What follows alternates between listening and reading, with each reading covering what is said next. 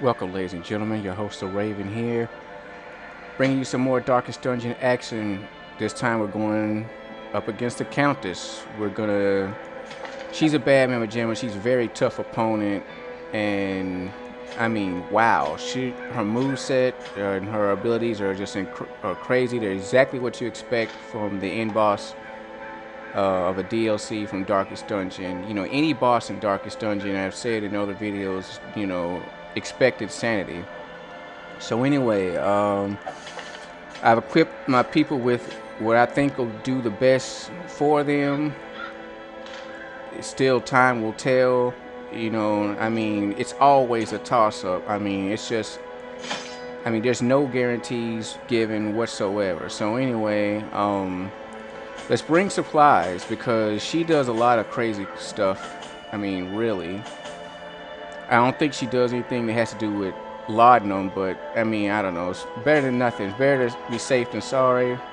Blood and shovels are like the only thing we don't need because there's no vampires on the team. That's a big no-no. They will act out of turn. The Crimson Curse is just a big debuff anyway. So anyway, let's embark.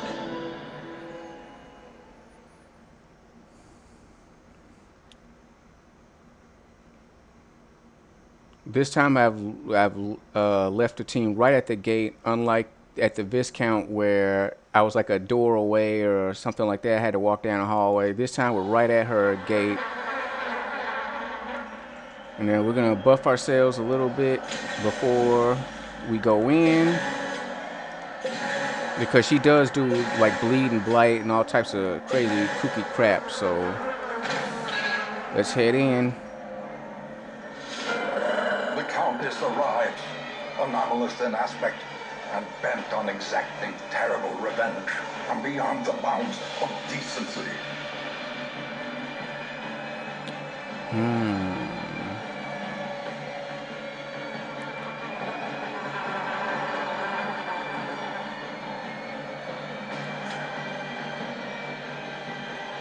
Our speed is up on this team. The blood quickens.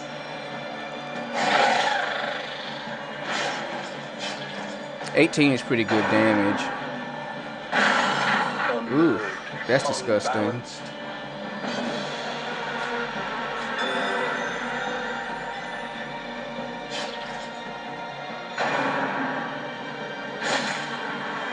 Man, that does a lot.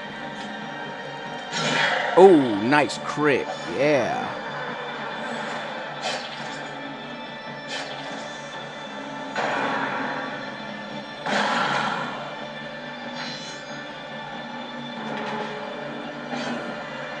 And she got rid of the mark. Let's just start chopping. Oh, that thing popped on him immediately. Wow.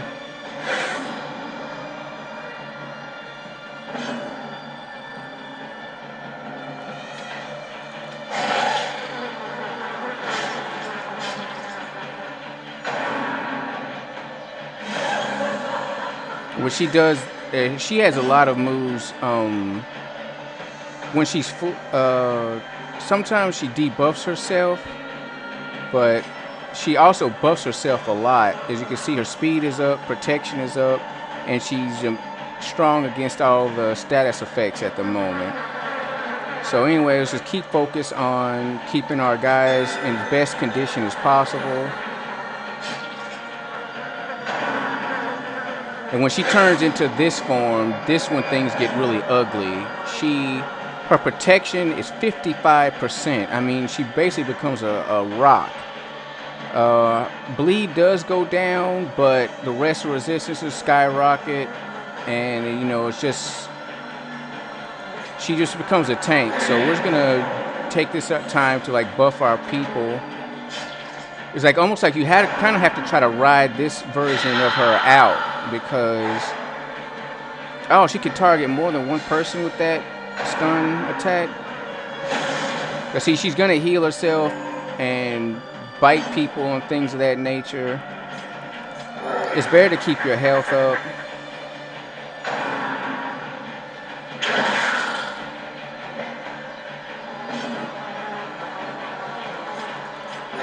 especially since she has an egg on her that hasn't exploded yet. I mean, I definitely want her as healthy as possible.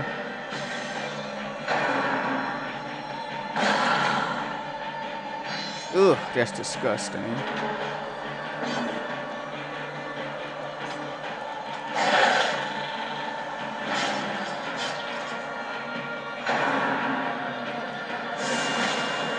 And this is the attack that's really annoying here.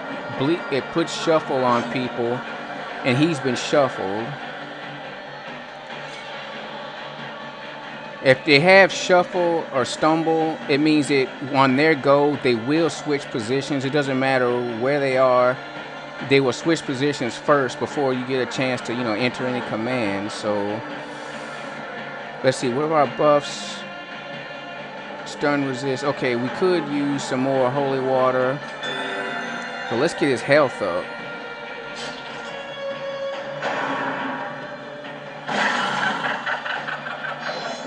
He's getting so many crits, man. It's so annoying.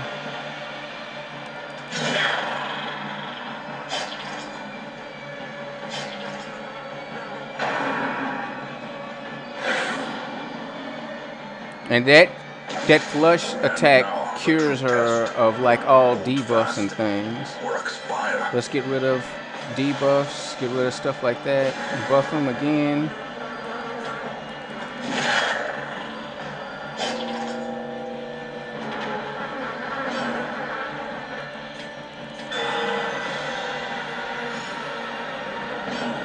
Crit heal, that was excellent.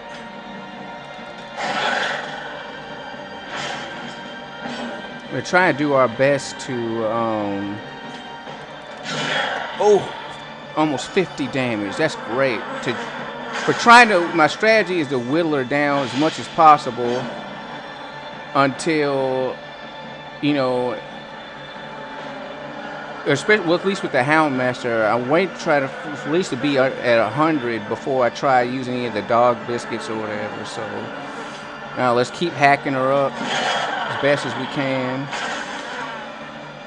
And see, they always use that. It always pops when you least expect it, and also in her favor a lot. Let's get rid of debuffs. That's good. Good crit.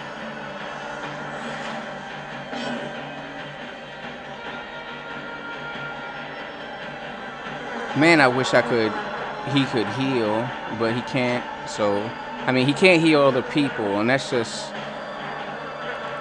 It seems like my Vestal hasn't gone yet. It seems like he's went twice, and she hasn't gone at all. And here she's back on tank mode.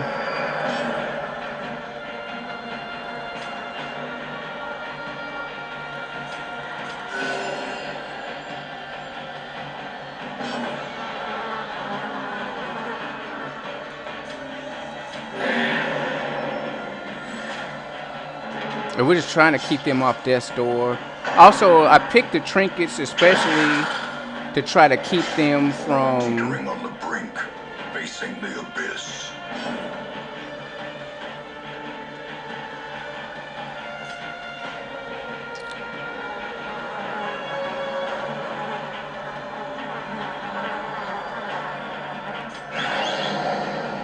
See if that'll do anything worthwhile. Who knows?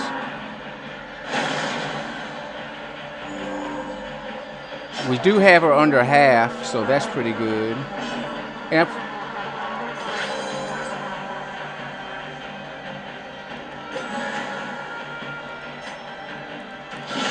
Devastating blow. Crit was only 7 damage. That's how tanky she is. Her protect is at 70%. Oh, good. He dodged that. That's excellent.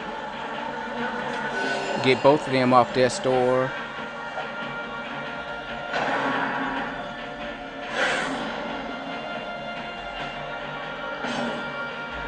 And she should be pretty buff.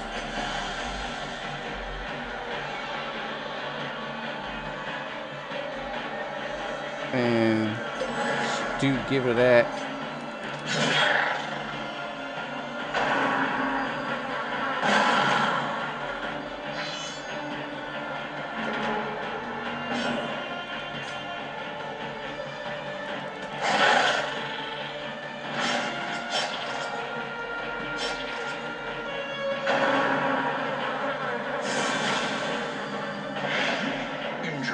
despondence set the stage for heroism.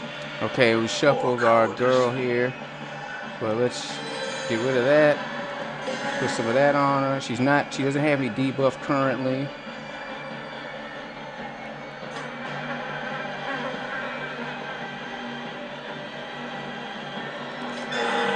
Oh, wow, yeah.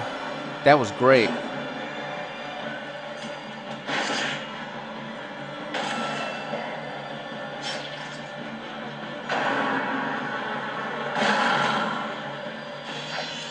A hand's breadth from becoming unwound. Oh, good crit. And since she's under 100, I think I'll take this time to give the dog biscuit to the Houndsmaster. And see if we could just wear out just a little bit more. Yes, 50. Oh, man, that was great. Oh, the thing popped.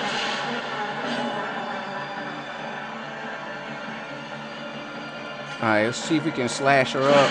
Oh, got her. Oh, that's right. Take that, evil trick. Man, I was thinking, man. Okay, so we got blueprints, but what is this? Crypt chip tooth, flagellant. Sharpened letter opener, grave robber only. Okay, so we got some character-specific trinkets and the blueprint, and we beat the Countess, and that's the end of the Crimson Court DLC. And man, that battle went really, really smoothly. Like, let me tell you, I fought her twice before and lost. The second time was pretty close, though. It's like you have to have a team specifically designed to kill her. Like, you can't just say, well, these guys are really strong, these trinkets are really strong, this'll work. Like, no, you have to, like, specifically build a team to beat this woman. I mean, number one, you can't have anyone on your team that can't do a certain move if they're in a certain rank. Like, if they get in rank 1 or rank 4 or something, they can't do their move or something like that, you'll die.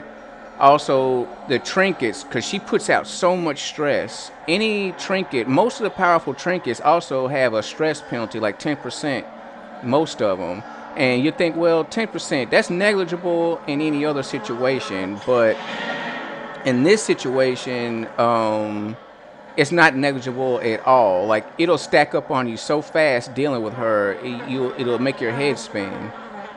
Yeah, it takes a lot of time, practice, and patience. And I'm also grateful that none of my people died this time. I've lost 6 people to her, and one of them, and I didn't want to use any of my characters that I used to defeat the darkest dungeon. They have torches, but this time I took a risk. I brought in 2 that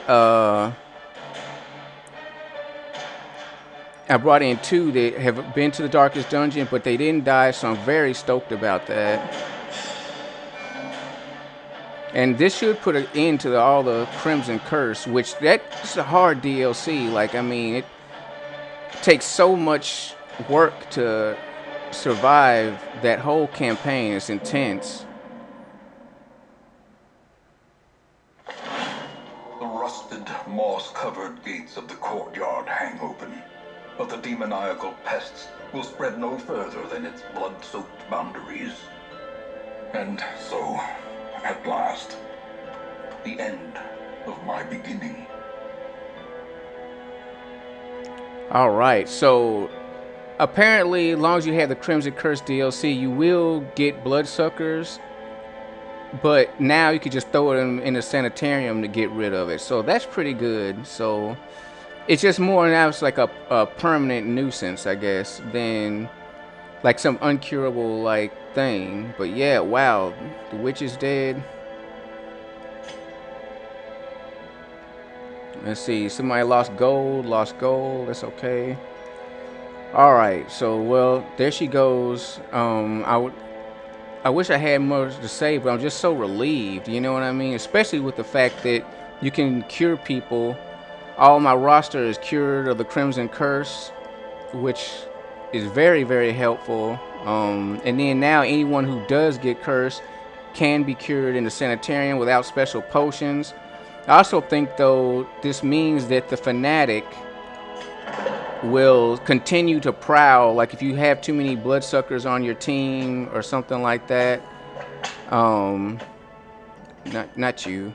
If you have too many bloodsuckers on your team, I think the fanatic will still pop out randomly to attack, because you still could be cursed, and that's like who he's after, is like bloodsuckers and stuff like that. So that's my assumption. I'm gonna put them in the gambling hall. I don't think that's gonna get rid of their stress.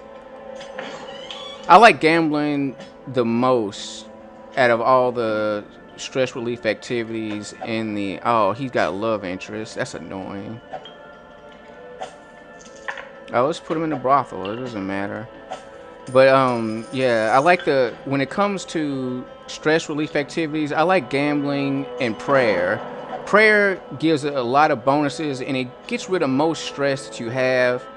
Same thing with gambling, gives a lot of bonuses and gets rid of a lot of stress. And then the penalties for losing things in the tavern aren't as bad. Like you might lose 1,000 gold. Every now and then you might lose a trinket, but you can lose gold and trinkets being drunk, and they'll be gone for days. All types of stuff. I don't know, but each person has their own preference. So anyway, I'm your host, Raven. Stay tuned for more Darkest Dungeon action. I appreciate you watching, and have a great day.